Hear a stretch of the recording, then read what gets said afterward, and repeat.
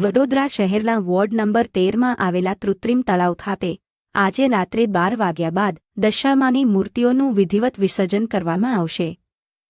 Ward number 13માં સ્થાપિત કરવામાં આવેલી 2, 3 અને 4 ફૂટ સહિતની વિવિધ કદની દશામાની પ્રતિમાઓનું કૃત્રિમ તળાવમાં વિસર્જન થશે।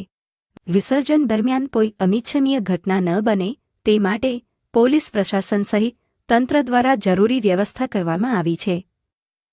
સુરક્ષા વ્યવસ્થાને ધ્યાનમાં રાખીને પોલીસ કર્મચારીઓ સ્થળ પર તૈનાત રહેશે।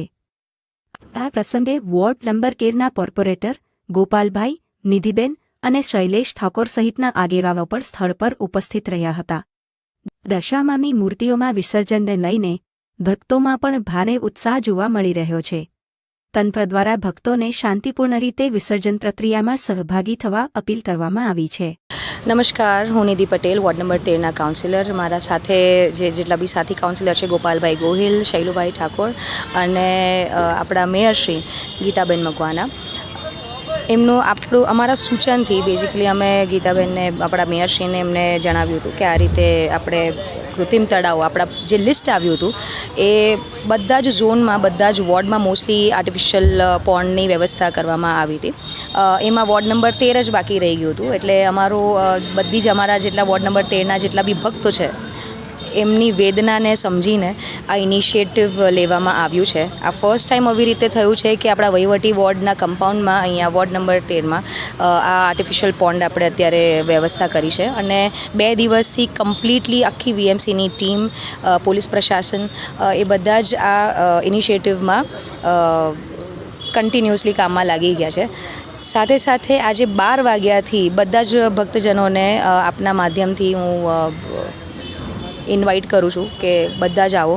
1.5 ફૂટથી લઈને 2.5 ફૂટ સુધીની જેટલી બી આપની ઘરની મૂર્તિ હોય દશામાની, એ અહીંયા આવીને વિસર્જિત કરો અને દૂર જે જતા હતા એ દૂર એમને ના જવું પડે તેથી આપણે સ્પેશિયલી અહીંયા આયોજન કરવામાં આવ્યું છે। આ સક્સેસફુલ ગયું તો નેક્સ્ટ યર્સથી મોસ્ટલી આપણા વોર્ડમાં એક આર્ટિફિશિયલ પોન્ડની વ્યવસ્થા દશામાના મૂર્તિ માટે 100% હશે। એ દશામાતા આપણા વોર્ડ નંબર 13ની અંદર અત્યારે કૃત્રિમ તળાવ બનાવવામાં આવ્યું છે।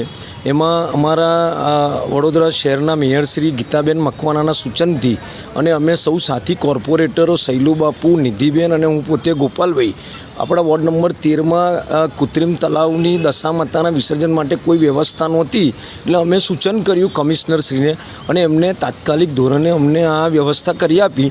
અને જે આજુબાજુના વિસ્તારના લોકોને એટલું નજીક પડશે કે અહીંયા આગળ દશામાતાનું વિસર્જન એટલું સુંદર આયોજન રીતે થશે, એના માટે અમે સૌ લોકોનો આભાર વ્યક્ત કરીએ છીએ।